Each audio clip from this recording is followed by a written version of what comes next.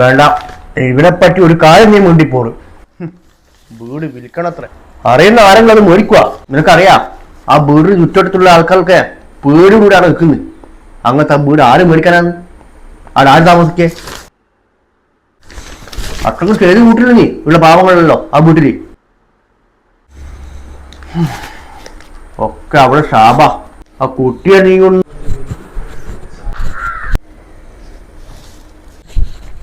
പയ്യമ്പള്ളി വീട്ടിൽ താമസിക്കാൻ ആളുണ്ടോ, അത് മേടിക്കാൻ ആളുണ്ടോ? അച്ഛൻ നോക്കിക്കോ. ഓപ്പറേഷൻ തുഫാൻ നർക്കോ ഹണ്ട് എന്ന പേരിൽ ഒരു പദ്ധതി കേരള പോലീസ് ആരംഭിക്കും. നാട്ടിൽ പോയ സമയത്ത് മറ്റേ ഷോപ്പിന്റെ ആൾ വന്നില്ലേ, ബാക്കി പേയ്മെന്റ് പൊട്ടാനാക്കി റീച്ച് ചെയ്യാൻ പറഞ്ഞേ. എന്തെങ്കിലും അഡ്വാൻസ് പൈസ പോവേ. നാട്ടിലെ വീടൊന്നും വിൽക്കാൻ പറ്റില്ലെങ്കിൽ ബാക്കി എമൗണ്ടും കൊടുത്ത് അത് സെറ്റാക്കിയോ. എന്റെ മഹേഷേട്ടാ, പണ്ടാ ചാട് പെണ്ണെങ്ങനെയോ നയിച്ചു വെച്ചിട്ട് ആ പെണ്ണിന്റെ ആത്മാവ് ഇപ്പോൾ ആടിണ്ടെന്ന് നിങ്ങൾ പറയുന്നത്. നിങ്ങളെ വീട്ടുകാരി നാട്ടുകാർ സമ്മതിക്കണേട്ടാ. ഇന്നത്തെ കാലത്ത് ഇതും പറഞ്ഞ് ഇപ്പൊ പേടിക്കുന്നുണ്ടല്ലേ നിങ്ങള്. നീ വിചാരിക്കുമ്പോൾ നല്ലടാ കാര്യങ്ങള്. മാങ്ങ കുലി ഓയാട്ടിയാർന്ന്. നിങ്ങളാ വീട്ടില് കുറച്ചു ദിവസം ആരെയും നിർത്തിക്ക്. ആ താമസം ഉണ്ടായാൽ തന്നെ ആൾക്കാരെ പേടിയങ്ങ് പോകൂലേ. നിങ്ങക്ക് കൂളായിട്ട് വീടും വിറ്റ് പൈസ ആക്കാലോ.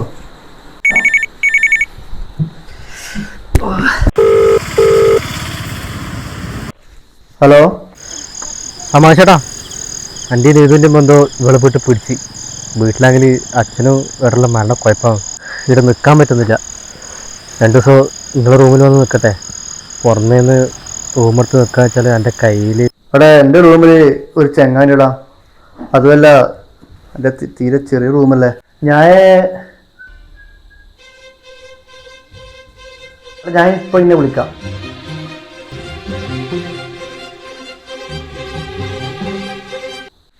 ആ വിഷ്ണു, എടാ അവളെ അച്ഛനും ഏട്ടനൊക്കെ എൻ്റെ റൂം നല്ലോണം അറിയാം.